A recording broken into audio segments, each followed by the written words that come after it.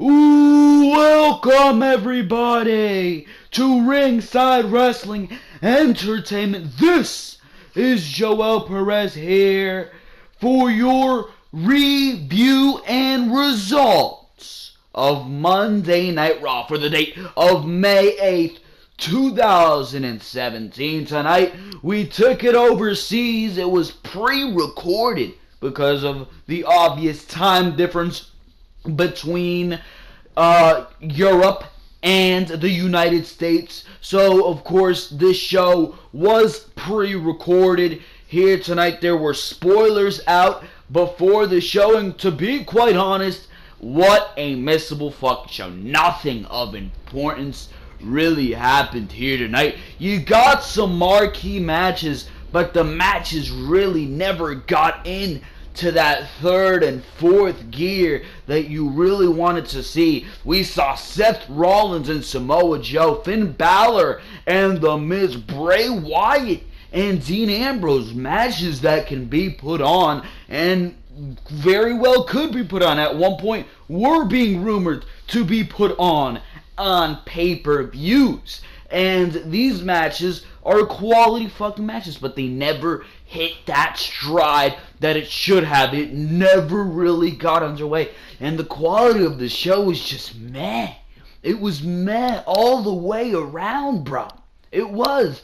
But anyways, ladies and gentlemen, before we do get into talking about Monday Night Raw in depth here, I want to talk to you about the Ringside Wrestling YouTube channel and everything you can get on the channel. Of course, Behind the Mic every single Saturday, where we cover all the weekly news in the WWE. So make sure to go check out that one. We're talking about John Cena, the plans for him return, and the rivalry against Shinsuke Nakamura that he can be taking. And we talked about the Charlotte, the nudes, the leaks. If you have not learned about that situation yet, make sure to go check out the video I made on that about 10 minutes last Thursday, uploaded. Make sure to go check that out. Some good stuff there. And of course, Raw and Smackdown reviews for last week, uploaded after the show, up and running. So if you did not catch Raw last week and you want to know what happened, make sure to go check out that video from last week. So make sure to go do all that good stuff. But for now, ladies and gentlemen, moving in to Monday Night Raw. Raw here tonight was really nothing special. And, I mean, when you're overseas, I understand you're really not trying to do anything big here tonight. You got an Intercontinental Championship match for next week. Why they're not saving that for Extreme Rules is beyond me. It has no thinking under. But, I mean, you do need a marquee matchup. You do need a marquee matchup, and it looks like that is going to be it. But, I mean, the matches here tonight, they looked like big matches on paper, but they really were not that good. At best, they were decent. They were decent matches all around here tonight. I mean, you got the same commercial, promo garbage. It just wasn't a show. It wasn't a good show here tonight. It wasn't necessarily the worst show in the fucking world, but it was boring, it dragged, and damn, did WWE alter with the fucking crowd. You can tell that shit was piped in from the very moment that show started. That was absolutely awful. Awful, man. And that really affected the quality of the show, because when Roman Reigns comes out, you hear the boos seeping through the program. You really do. But no, instead, you hear that shit blurred out. And there were people tweeting all night on Twitter. They are fucking with the crowd volume. We were in that arena, and it was way louder than what was being presented on television. Even the commentary here tonight sounded a little bit drowned out. It really did. So that and the fucking just edited quality of the show, you know they spent some time, those 5 hours, however much time they got to alter and edit the fucking show here tonight. It showed, because it just felt so overproduced. They were in the O2 Arena here tonight, and I mean, a lot of the shit we saw just felt so overproduced, man. I just do not understand. But I mean, that was the show here tonight. Okay show. Really nothing special. Last week was a much better show. Last week was actually, I didn't mind the show, especially that main event we got last week. And this week's show you would expect to be good, but it really didn't seem like these wrestlers were putting in their all. And I understand, I mean, jet lag is definitely a factor in this year. Spending all this time in the United States, you gotta fly overseas. Jet lag could be a possible effect of that. I mean, these fucking guys are probably having a fun-ass time in Europe right now. They're probably trying to enjoy themselves. Probably a little hungover. I don't know, bro. But the quality of wrestling here tonight just was not on par with what I would expect from matches like these. Anyways, let's get into the show. They were in London, England here tonight, or the United Kingdom, whatever the fuck you want to call it. I always call it England. Go fuck yourself. But May 8th, 2017, the show starts off with Dean Ambrose on the phone with Kurt Angle. He says that he has a very important announcement to make, and he heads to the ring. So he says that Kurt Angle would not be there to be general manager of the show, so he will step in as acting general manager. Why you're assigning Dean Ambrose as acting general manager is beyond me. But Miz comes in complaining about the chaos that Raw will be with Ambrose in charge. As Ambrose is about to put the Miz in a match, Miz interrupts him, saying that Stephanie McMahon gave him a call because he knew that if Dean Ambrose was in charge, she knew that if Dean Ambrose was in charge, this would probably be the last Monday Night Raw. As soon as Miz said Stephanie McMahon's name, everybody started chanting delete. I like that. That was fucking funny right there. But he interrupts, saying that Stephanie made him general manager as well, because if Ambrose runs Raw, it will just be fucking turmoil. But Ambrose says that either way, whether or not he wants to have his fun tonight at Extreme Rules, he will beat the shit out of the Miz. Miz reminds him that last week he beat both Finn Balor and Seth freaking Rollins. Ambrose congratulates Miz on that and reaches out his hands until Braun Strowman comes out and makes his way into the segment.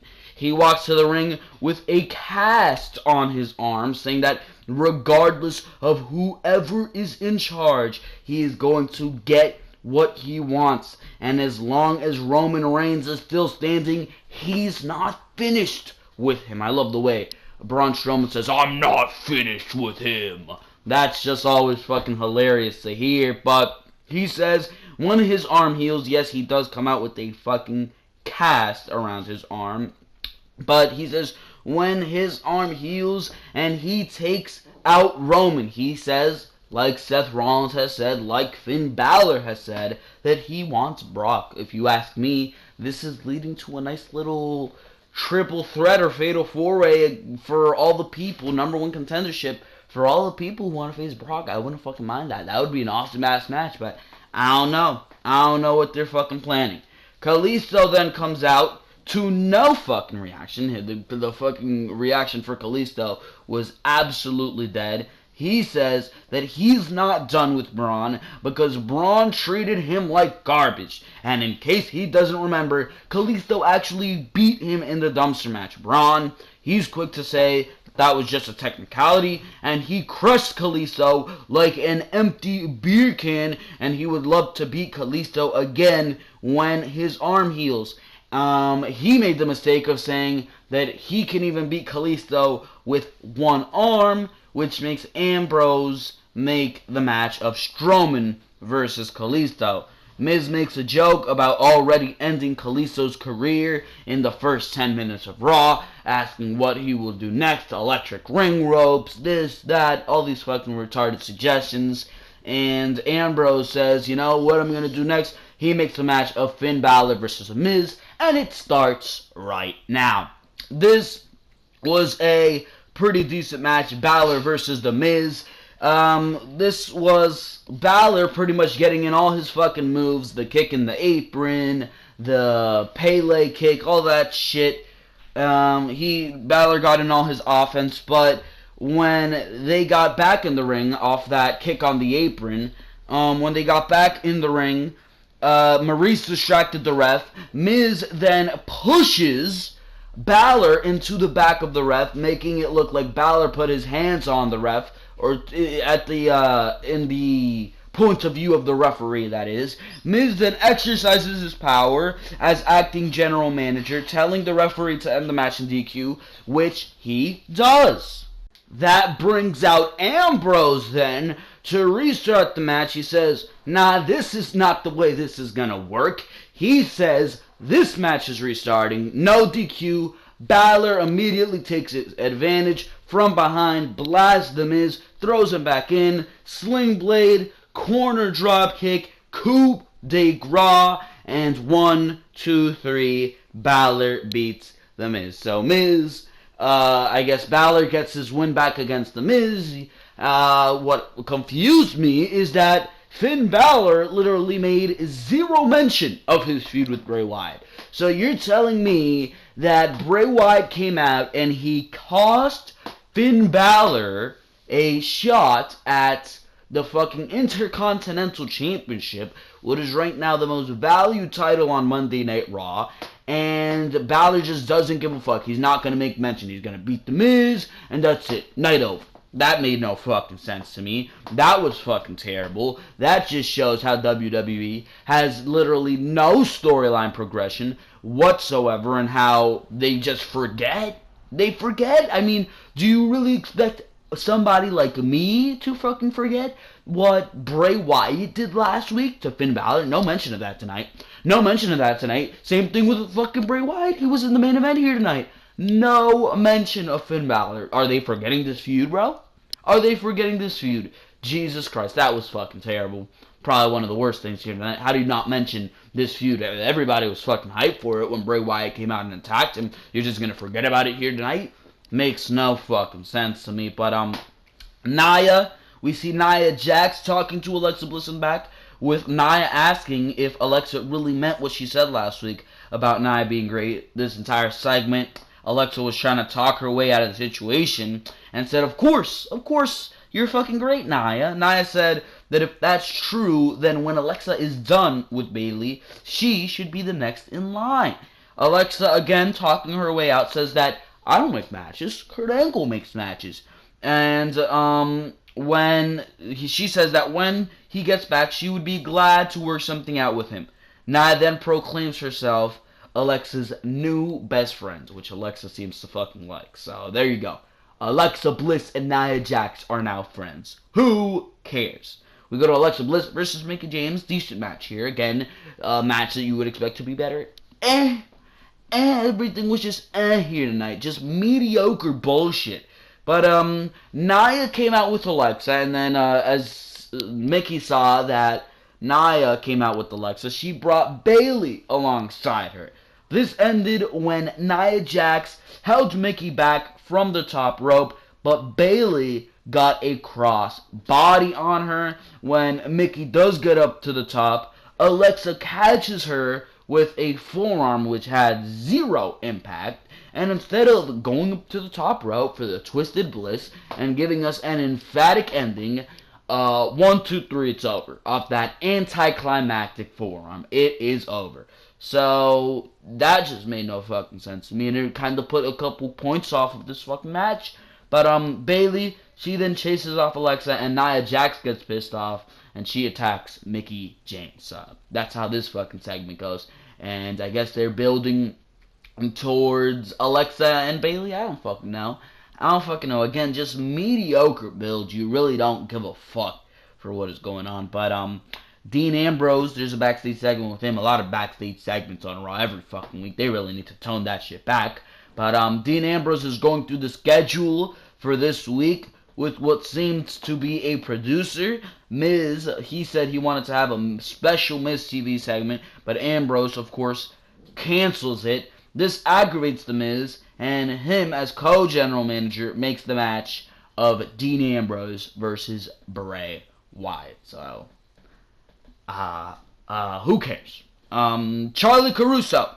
Welcome, Samoa Joe. Samoa Joe, great fucking promo. You can tell he was leading to a fantastic promo, but Seth Rollins later attacked him. And this was actually a pretty cool. Samoa Joe talks about how Rollins slayed nothing at Payback, and the next night on Raw, he immediately went to challenge Brock Lesnar.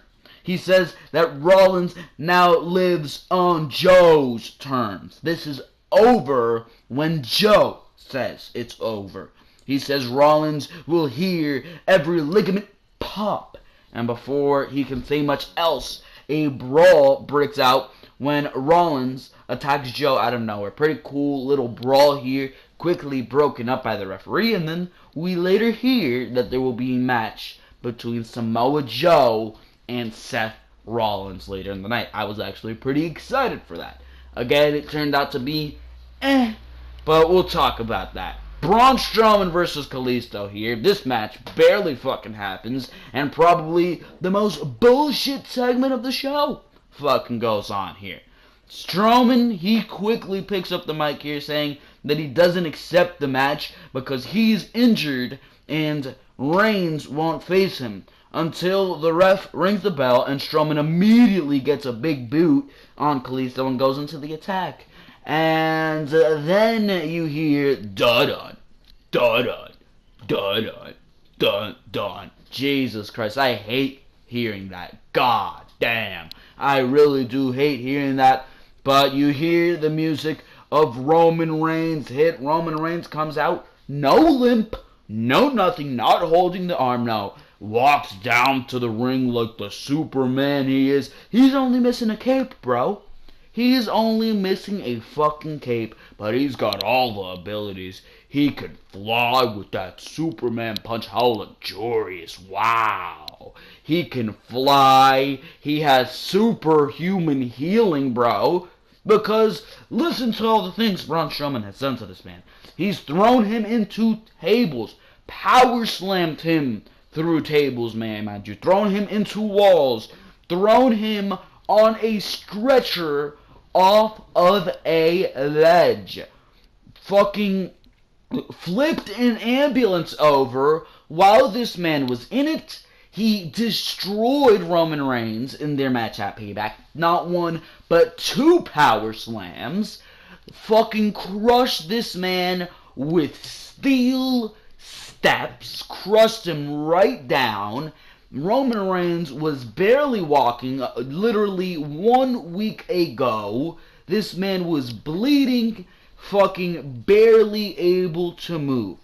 But you're telling me that 3 fucking strikes with a door to the arm of Braun Strowman is going to allow Roman Reigns to do what he did here tonight? He comes out to the boos that you can barely hear because of the piped-in bullshit from the WWE. He comes out to the boos of the London crowd. Roman immediately hits 3 Superman punches. He hit Strowman with a steel chair, sent his arm into the ring post, and he sent Braun Strowman into retreat. Oh my God, for the first time here tonight, Roman Reigns managed to topple the monster among men. Wow. What a marketing campaign. Wow. Bullshit here, but that list of things that I read to you that Braun Strowman has done to Roman Reigns, yet here tonight, all Braun Strowman got was a small boot on Reigns, right down to the chest, and Reigns got up right away. Bullshit.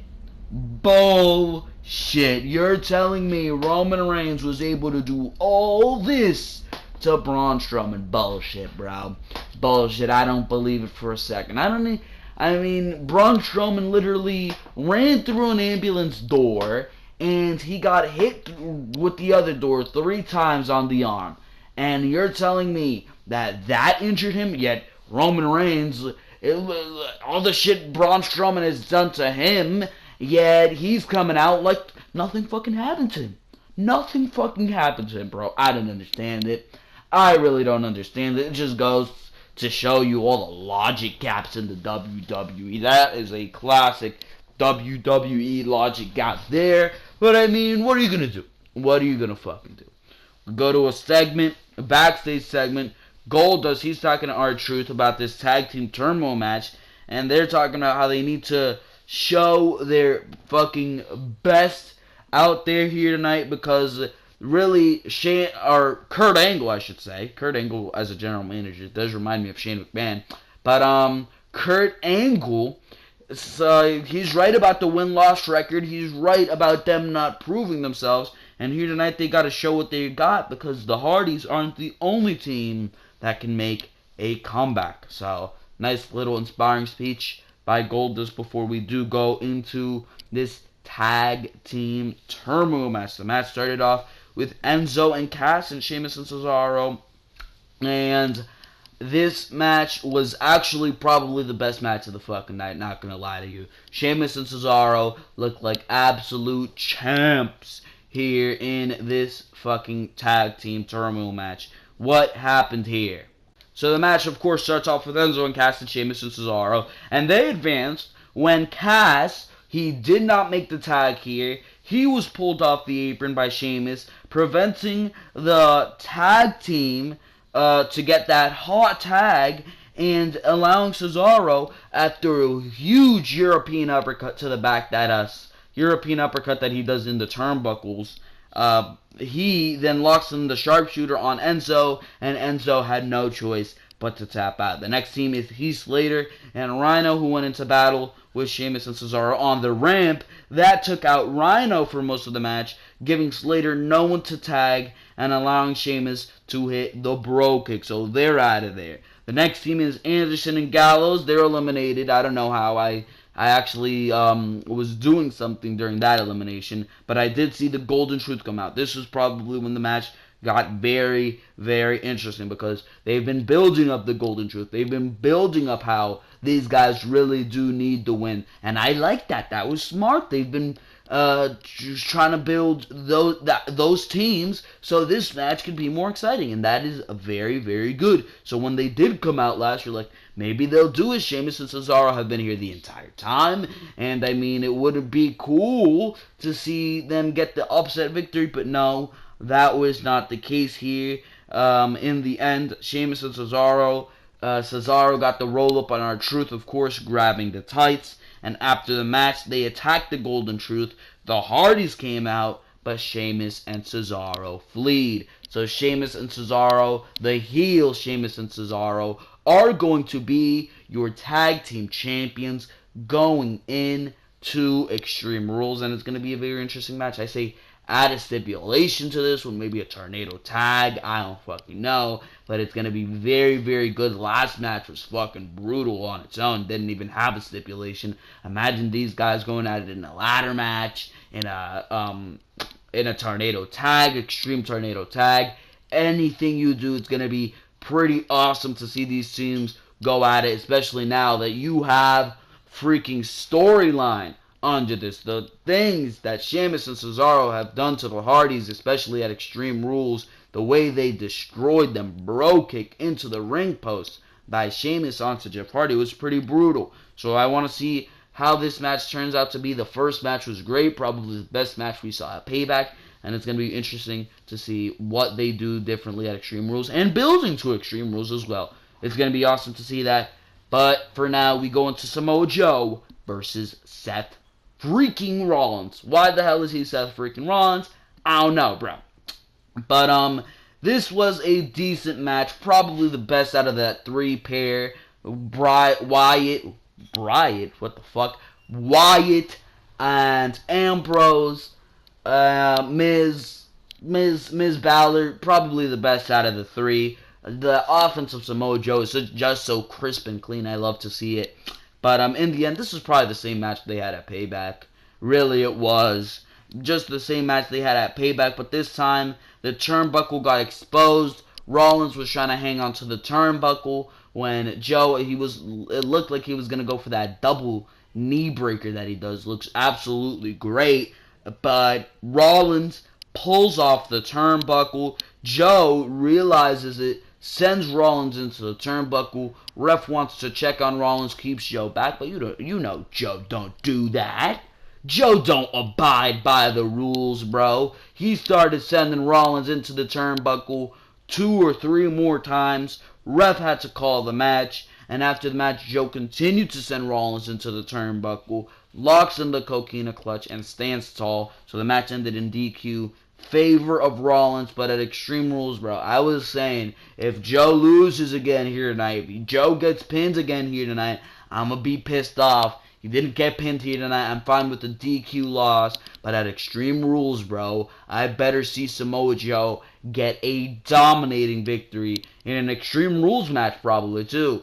I better see Samoa Joe get a dominating victory over Seth Rollins. So there you go. That's what I want to see. But for now, probably the best match out of the pair of Balor versus Miz and Wyatt versus Ambrose.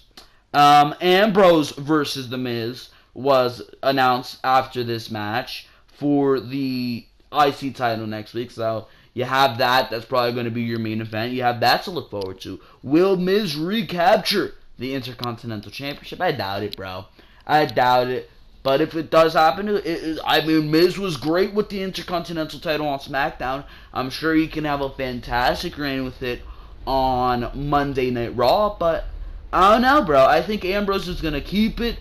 Probably going to go into a feud with Wyatt. He'll lose it to Wyatt. And then maybe we can see a little feud between Braun Strowman and Bray Wyatt going into SummerSlam for that Intercontinental Championship. I don't know. That's my idea.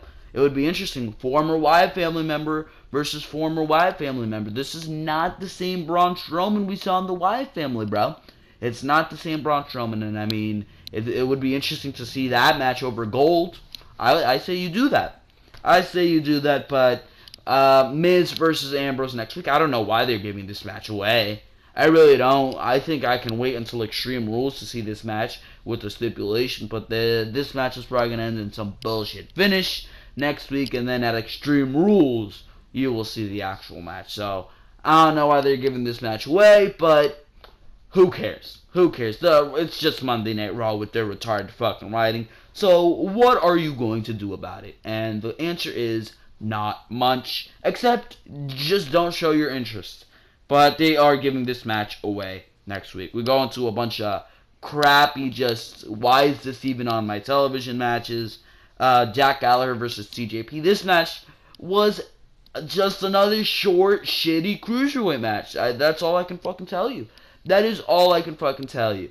Neville was talking to TJP. They showed it. It was posted on Facebook earlier in the week on WWE's Facebook page, and he was pretty much saying, "You beat Jack Gallagher, and I will give you a championship match. We'll see what I can do about giving you a championship match." Perkins won this match, but he won it by grabbing the tights. Grabbed the tights a little too much. You could have seen Gallagher's bare ass with the way TJP was fucking grabbing those tights. But after the match, Perkins continues the attack. He locks in the knee bar. Austin Aries comes out wearing some red skinny jeans that I don't know where the hell you will find. Jesus Christ, they look terrible. But he clears the ring of TJ Perkins, and Neville, who was on commentary, fleed with TJ Perkins by his side. So TJ Perkins doing some decent things as a heel. Could have done a lot more with it, but there just really is no momentum around the Cruiserweight division. Watching 205 Live, I can't watch 205 Live because I do Smackdown reviews right after the show. And watching 205 Live, I just do not want to review that show. So, I don't know. I don't really care about the Cruiserweight division until Monday Night Raw starts doing something of value with the Cruiserweight division, which doesn't seem at this point like it's ever going to happen. I think it's going to take a Cruiserweight revolution or whatever the hell they want to call it. Anyways, go to Alicia Fox versus Sasha Banks. Why this match was on my television, why this made any sense, is beyond me. Sasha Banks got the win, that's all I know, with the double knees, but it looks like they're building a rematch for next week. I guess they're trying to do something with Sasha Banks while she's waiting for Bayley to fucking re-win the women's championship. Alicia, they even replayed this. Alicia got her shoulder up in the midst of this. And I don't know if it was a mistake. It certainly looked like it, but it looks like it may be a mistake that benefited Alicia Fox, because she's probably going to get a rematch with Sasha Banks next week on Raw. So, I don't know. I don't care. I don't know why this match was on my television. Really hasn't been any build to why we would see Alicia Fox and Sasha Banks, but we did, and I have no words, bro. I have no words. This show was absolutely boring. We go to the main event, bro. We go to the main. I sound like Vince Russo. Listen, bro. So Monday Night Raw tonight, bro. It was boring, bro. I just don't understand what they're doing. I mean, this fat guy Samoa Joe, bro. This guy looking like he's never had a salad in his life, bro. I don't know what's going on with Samoa Joe, looking like he's eating too many hamburgers, bro. Fuck Vince Russo, bro. Anyways, bro, the match ends.